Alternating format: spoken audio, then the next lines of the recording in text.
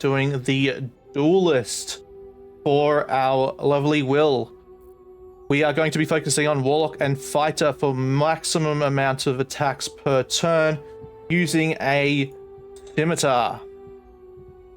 Let's have a look. First cantrips, we need Eldritch Blast. 100% we need Eldritch Blast. Anything else, you can pick whatever you want. But Eldritch Blast, you need this. We are going with the Fiend, which is the default. When you reduce a hostile creature to 0 hit points, this gift from your patron grants you 0 temporary hit points. It actually gives you hit points when you kill. That's a bit weird. Okay, spells. We want Armor of Agathis and Protection from Good and Evil. As you can see, we're straight off the bat, we are not going for a very spellcaster build. We are going for a brutal duelist. Abilities. We want Charisma at 17. This is where all our damage is going to be coming from because we are going to be using a bound weapon. Now, bound weapons allow you to use your proficiency modifier, which is Charisma, as the base modifier. So instead of using Dexterity for a finesse attack, we are going to be using Charisma. I have gone with 14 Constitution and 13 Wisdom. The reason we are going with Wisdom, to what I will do, because this is going to be an endgame build, I'm going to decrease our Dexterity all the way down to 8. And we're going to go ahead and increase our Constitution to 16. And then put the rest of our points into Wisdom. So that is 8 Strength, 8 Dexterity, 16 Constitution, 8 Intellect, 15 Wisdom, and 17 Charisma. The reason we want high Wisdom is so we can get a lot of saves, so we can't get mind controlled, we can't get held. All those terrible things that completely disables our character, we will avoid a lot of them. Constitution, pretty self-explanatory. More Constitution, more HP. Pretty simple. Now, the reason we are going with Dexterity at 8, I will show you in the gear section specifically, but I'll tell you now either way. We are going to be using the Gloves of Dexterity, I believe they're called. Could be wrong. Either way, they increase your Dexterity up to 18 by default. This is why this is an endgame build. If you don't have those gloves, I would suggest having your Dexterity at 14 and decreasing your Wisdom and Constitution. Moving on. We want... really, these ones are up to you, but I like to go Arcane and History just so it's more utilization for the party overall. Continuing on, let's level this bad boy up.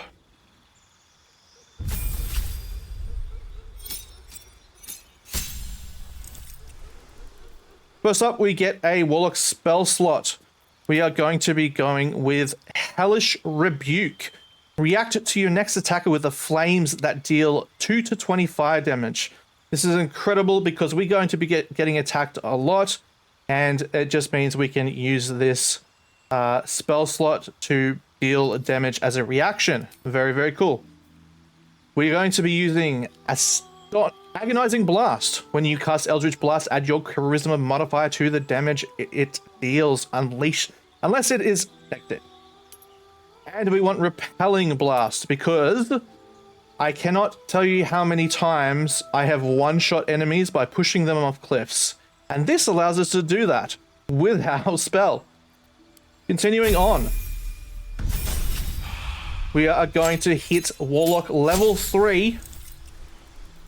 Additional spell slot. Improved Warlock spells. Most of your Warlock spells have become stronger. Very good, very good. That means... Our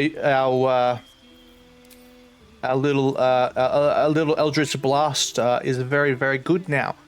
Now, as per most builds, Misty Step, amazing. Get it as soon as you can. Pact of Blades. We need Pact of Blades because we are a melee character. We're going to be up in the front lines, dealing damage, and we're going to be using Bind Pact Weapon to turn it into a Pact Weapon and have it deal additional damage because of our modifier.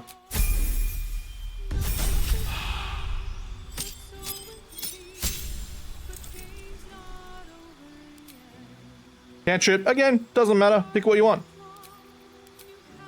Spells. You want Mirror Image. Creates 3 illusionally duplicates of yourself that distracts attackers. Each duplicate increases your armor class by 3.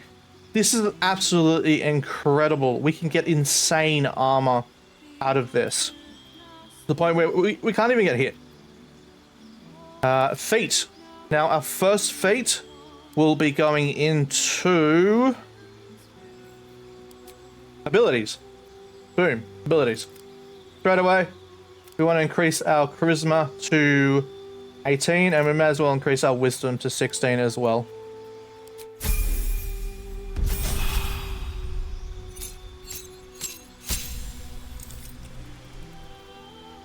We get at level 5 a very powerful class skill, Deepen Pact. Because we are going with the blade skill tree, we get an extra attack with our pact weapon. So as long as we cast that pact weapon spell on our weapon, we will get an extra attack consistently every turn. Next up is our additional spells. Again, it's this one's kind of whatever you want. I would say Counterspell is the most useful because it will allow you to counter a lot of the spells coming your way. Next, we have the additional perk. I'd like to go with Devil's Sight, which gives us magical and non-magical sight to a distance of 24 meters. Now, that may not sound like a lot, but there are fights in this game that the enemies cast darkness constantly, disabling your characters. For our will here, that means nothing. Darkness, he sees through it all. Absolutely incredible skill. At level 6, we do not continue this class. We are no longer going to be leveling up Warlock. We are going on to Fighter, gaining a second wind straight off the bat, and we are going to be selecting Duelist. When you are wielding a melee weapon that is not a two-handed or versatile in one hand and no weapon in the other, you deal an additional 2 damage. Absolutely amazing. We're going to be attacking so many times that 2 damage is going to stack really well. Level 2 Fighter, one of the best perks in the game. Immediately gain an extra action to use this turn. This refreshes once per short rest. We're up to level 8 with a level 3 Fighter. We are going to be going with Blade Master for this one. Sorry, Battle Master rather. Because of its amazing maneuvers. Now we want Goading Attack. Incredibly useful because we're going to have the highest damage. One of the highest armor ratings in the game. Goading Attack is incredibly useful for isolating one enemy and making sure we know who that enemy is going to be attacking. Will. Next, we want Riposte because Riposte is absolutely incredible to dishing out damage that otherwise wouldn't be dished. Next, we have Evasive Footwork to make ourselves even harder to hit on top of our armor rating, making things very, very tanky for us. Moving on to the level 9 with the level 4 Fighter, we get a feat. We're going to go into abilities straight away off the bat again. Charisma, level 20. We have maxed out our Charisma already, which means we're going to be doing even more damage with everything we do. So we are tanky, we are outputting damage, and we are a menace. At level 5, which is level 10, we get an extra attack.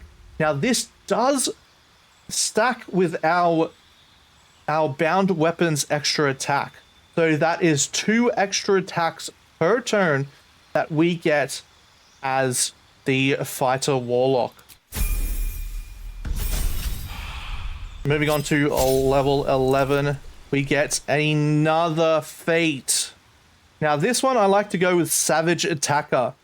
Because we're already getting so many attacks, we want to make sure those attacks deal as much damage as possible. When making weapon attacks, you roll your damage dice twice and use the highest result. Absolutely brutal ability, and we have it at level 11. With our final level, not a whole lot happens. We get an additional superiority dice, bringing our dice up to 4, and we get to select 2 more attacks. This one is entirely up to you, but I like to go with disarming attack to get rid of any heavy hitters, as well as rally, which allows us to give an ally 8 temporary hit points with a bolstering cry. You can only get temporary hit points from one source, so you do need to make sure that your ally does not already have temporary hit points. Characters such as Shadowheart, depending on the build, do gain a lot of temporary hit points, so make sure you select the right character for this one. Absolutely game saver. If you know a ally is going to get attacked next turn and it's going to take a heavy hit, pop rally on them so it mitigates a lot of that damage that they're going to take. And that is that for the leveling. Next, over at Illicit Powers, I have not done this yet, but however, when you do it, you want to have favorable beginnings. First attack or ability check on you, a check you make against a target gains a bonus equal to your proficiency bonus. Next, Luck of the Far Realms. When you make a successful attack roll against a foe, you can change that hit into a critical hit. Both are very, very powerful, and I would suggest, ding ding, I would suggest having these on pretty much any character. They're just so good. All right, let's have a look. First things first, when we prep, we want to make sure we pop on our level 3 Armor of Agathis, increasing our HP buffer by 15. Then we want to have Bind Pack Weapon. Always have that up. Always. As you can see, we have our maneuvers here. We have our armor. We have our additional magic illusions. I will show you how much that gives us. Also, it's good to pop a protection from evil on there because that is a long rest. We're going to mainly be using Eldritch Blast and our weapon. We're not going to be using too many spells. That's why we don't have too many spells equipped. Only ones that support us as a melee character. Having a look at our character right now, we have the Shield of the Undevout. Now, you can put on the best shield in the game, which I have on my Shadowheart. If you really want to increase its armor a little bit more, but it's not that necessary. We have Helmet of Baldur, a very legendary helmet. You have a bonus 1 to armor class and saving throws, immunity to be stunned, and cannot land critical hits on the warrior. Very powerful end game helmet.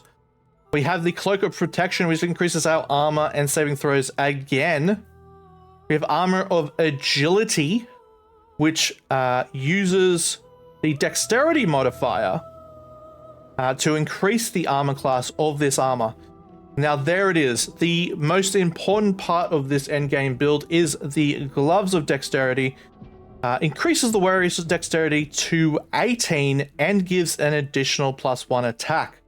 As you remember, we had our dexterity at 8, and now boom, it is 18, giving us essentially free, I believe 4 AC just from this. Yep, 4 AC from that. Then we have the Evasive Shoes, which gives us acrobatics and an additional armor class. As you can see, we're really stacking that armor for this character. I've gone ahead and grabbed the Amulet of Misty Step for an additional Misty Step action. Good to get into the fray. And movement speed +3 ring. Just helps getting up and close to the enemy. So as I said, you can shoot really whatever shield you want.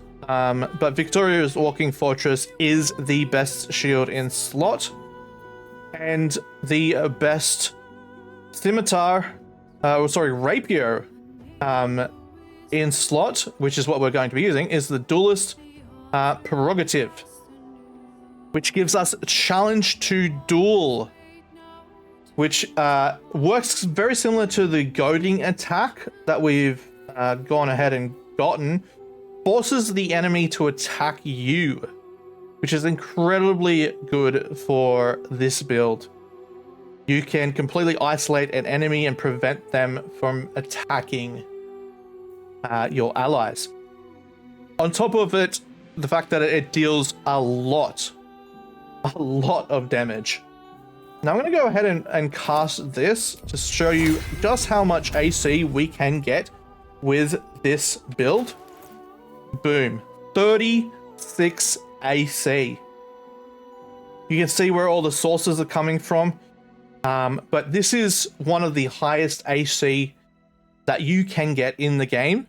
You essentially make WYLL unhittable, which is absolutely insane because of the amount of damage he can actually output. Remember, we are doing 3 attacks per round by default. We have our base attack. We have our secondary attack from the fighter's tree. We have our third attack from our bound weapon on the Warlock tree level 5. That is 3 attacks per round. And we can get an extra attack with our action surge. Absolutely incredible. You also get Duelist Enthusiasm, which is a bonus action on top of that you can use using this legendary. This turns WYLL into one of the most powerful characters at your disposal. 100% recommend using it.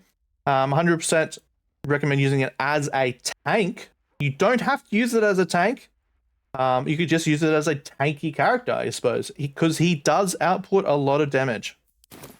Well, that's it for the video. Thank you very much for watching. I hope you enjoyed. If you are still here this far in, please like and subscribe. Goodbye.